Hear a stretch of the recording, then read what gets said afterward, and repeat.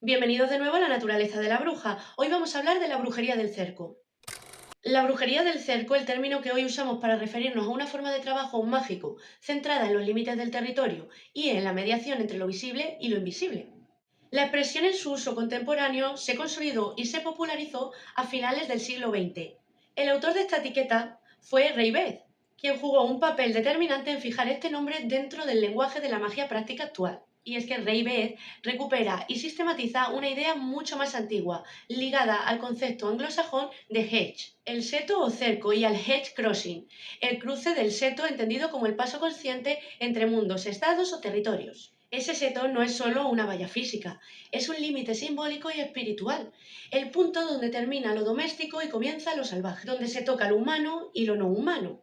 Ahí es donde trabaja la bruja del cerco. Dicho esto, cuando hablamos de brujería del cerco no nos referimos a una moda ni a una etiqueta vacía, hablamos de un conjunto de prácticas coherentes que articulan un modo de relacionarse con el mundo basado en la observación, oficio y responsabilidad. Su filosofía es clara. No hay aquí separaciones maniqueas entre blanco y negro ni categorías simplistas tipo soy bruja verde, soy bruja de fuego. ¿Por qué? Porque la bruja del cerco trabaja en ambos lados del equilibrio. Y aquí lo que marca la diferencia es el conocimiento y la voluntad de quien actúa. Porque sí, la intención es importante, pero por sí sola no basta.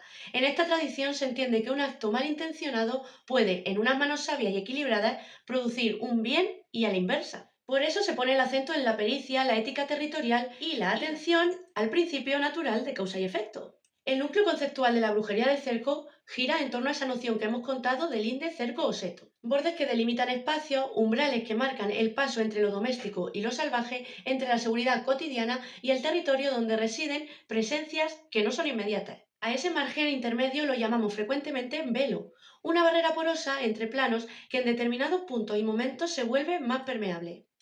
Y esos puntos y momentos son los umbrales. Pueden ser claros del bosque, cruces de caminos, riberas, fuentes, rocas singulares, árboles aislados y bueno, una infinidad más de lugares. Y elementos que actúan como núcleos liminales donde la energía del lugar puede leerse y mediarse con mayor eficacia. Y aunque la brujería del cerco es una etiqueta moderna, la práctica que define es muchísimo más antigua, ya que tiene antecedentes constatables a lo largo de la historia europea. En las sociedades prerromanas ya existían formas de trabajo animista y territoriales, cultos a lugares de poder, guardianía de lindes y uso ritual de plantas, piedras, hierbas y simbología. En estas sociedades podemos encontrar prácticas devocionales locales vinculadas a fuentes, altares domésticos y ritos de protección. Y en contextos romanos y helénicos también aparecen estas nociones de lugares sagrados y mediadores que interceden entre lo común y lo luminoso. Es decir, el nombre de brujería del cerco es nuevo, pero la matriz no. La práctica de leer y mediar en el paisaje es un hilo antiguo que atraviesa culturas y siglos. Esta continuidad es la que nos legitima a llamar a la brujería del cerco una tradición dentro del amplio campo de la magia europea. En el plano más práctico, la brujería del cerco dispone de un repertorio amplio y flexible. Se trabajan velas para marcar y sostener la acción, preparados como jabones rituales, aceites y ungüentos que condensan propiedades de plantas liminales, polvos y mezclas para limpieza o desplazamientos de energía, nudos y muñecos para focalizar cargas o cortes de lazos, y símbolos liminales que señalan puertas y lindes. En esta práctica la herbolaria no es un adorno, las plantas se recogen en su tiempo, en su lugar y se integran según conocimiento de sus virtudes prácticas y energéticas. La gemología actúa como técnica complementaria. Ciertas piedras anclan, protegen o amplifican estados según su disposición y uso. Además, los lugares naturales merecen una mención propia porque forman la columna vertebral del cerco. Hablamos de las encrucijadas que concentran tránsito y son útiles para trabajos de dirección o corte, e incluso para abrir caminos. Las riberas y fuentes poseen cualidades de purificación y mediación. Los claros y rocas singulares funcionan como centros de visión o como puntos de encuentro entre mundos. Las lindes de campo o bosques marcan las fronteras donde actúa la observación. La bruja del cerco aprende a leer ese paisaje, no a dominarlo, y a intervenir con herramientas que respeten su equilibrio. Es decir, la bruja del cerco no trabaja ni por encima de la naturaleza para dominarla, ni en contra de ella. Aprovecha el momento en el que esté la naturaleza a su favor.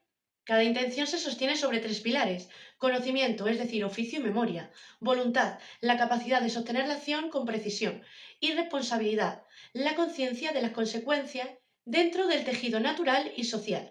Esa tríada distingue la práctica tradicional de la improvisación moderna. Y es que la brujería del cerco es oficio, historia y práctica territorial.